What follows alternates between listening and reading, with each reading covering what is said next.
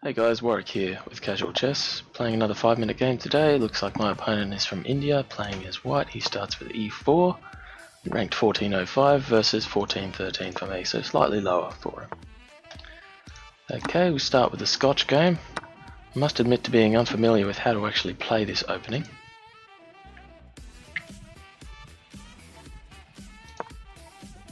Play Be7 in this situation. Okay, I'm expecting a queen take now. Something I'll be fine with because, as you may know, this length of game isn't something which is my most favourite. I usually like to play longer games, so this gives me more time to think if I've got more pieces off the board. I'll play that bishop now back to Be7.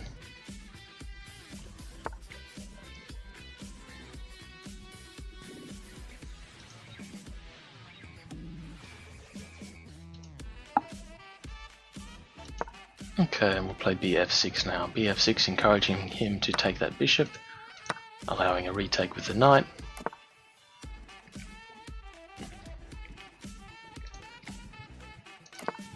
And I'll castle kingside, whereas my opponent's castled queenside. Okay, that's a move to be expected. I'm tempted to play knight to d5. Knight to d5, if knight takes, bishop retakes. I think that should be fine, so we'll play knight d5. And I think I will retake with the pawn, actually. Or will I? Yes, we'll retake with the pawn, because if retakes with the bishop, they have something like c4 available to them. Okay, c5 now, if he wants to be aggressive on that queen side of the board. Happy to go ahead with that.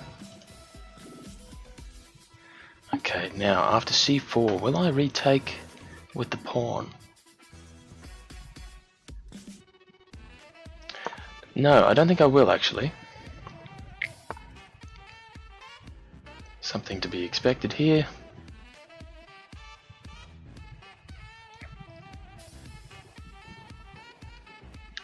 Wanting to deal with this pawn chain early on. I'm actually going to play f5 because if takes en passant, I can take retake with my rook on the f6 square. Nope, no takes, that's fine.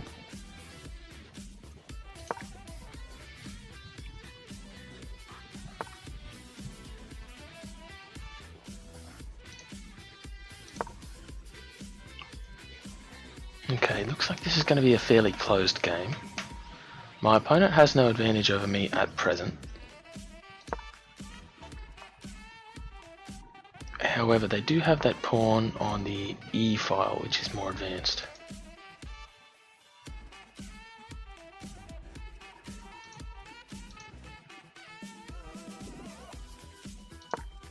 Okay, b5. A retake, which was expected.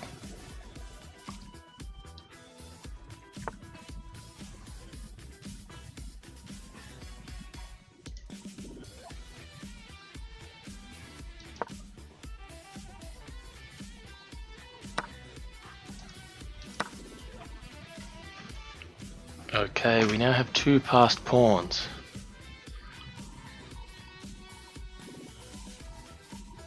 My opponent has one.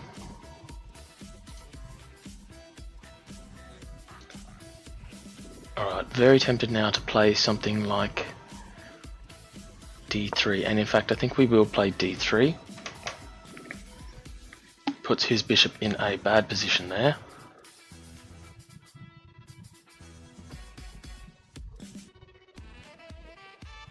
Okay.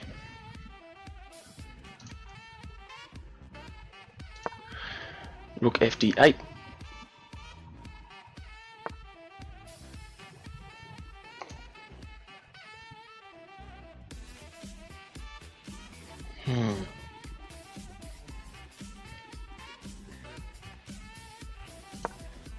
Play rook bc8. Got quite a few threats now available with these passed pawns. The question is, how will I actually manage them? Rook d4, protecting the pawn on c4 at the moment, and also simultaneously threatening the rook on the the pawn on the f4 square.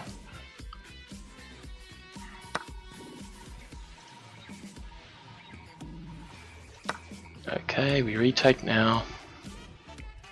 Still threatening that pawn on the f4 square.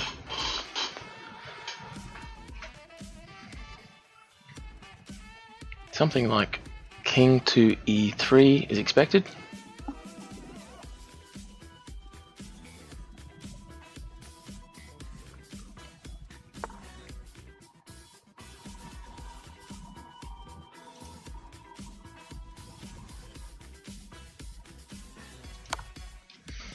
Rook e4. Threatening the king, giving check as well.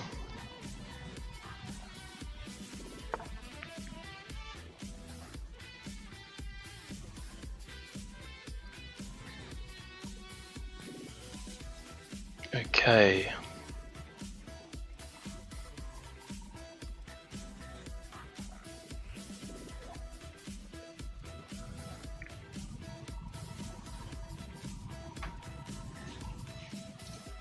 What we'll do now,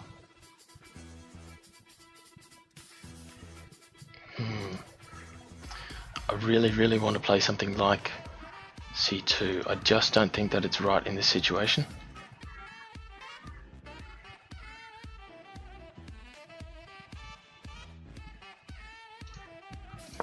We'll play rook d8 instead, looking to get that rook onto the d4 square right here, and that would threaten that pawn on f4 very powerfully, and give us an opportunity for quite a lot of checks into advance down the board. We're going to have to get this right though, because we only have 49 seconds on the clock. So how are we going to manage this?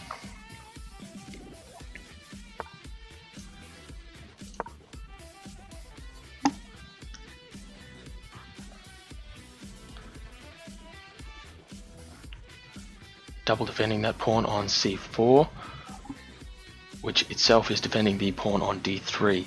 There's no way to block the check on the f4 pawn take, except with something like rook to g4, which would not be ideal, because if then I could take with the bishop on the g4 square, take that rook. Now, one of the things I was told when I first started learning chess is that the idea is to cause checkmate, yes, but it is also to cause a deeper problem for your opponent than your opponent causes for you. I believe I'm doing that with my opponent now. So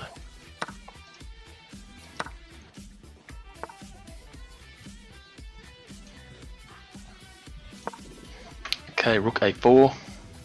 Still got that advanced pawn. Something like e6 is a threat, although I am also threatening a2.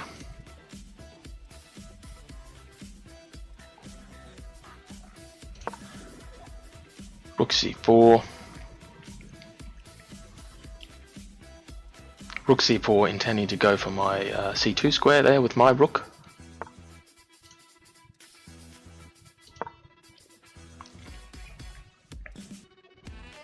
Now, if I can force a rook trade here, great.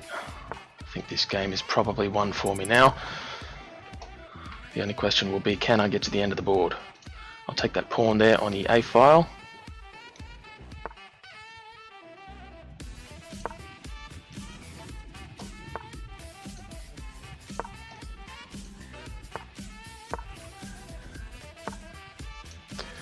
Okay, I'll allow him to advance down the board there quite a bit.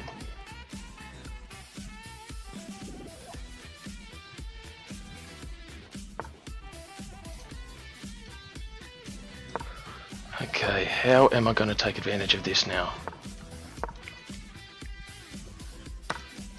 We may have to go for a draw.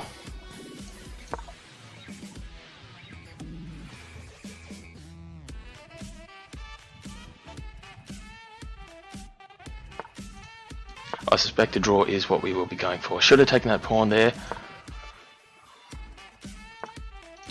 Take that pawn now.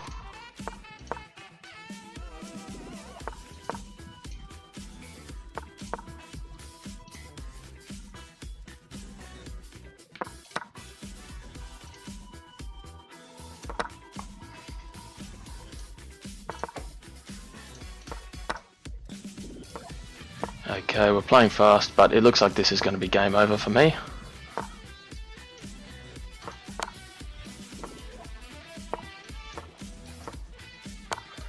How quickly can we move now?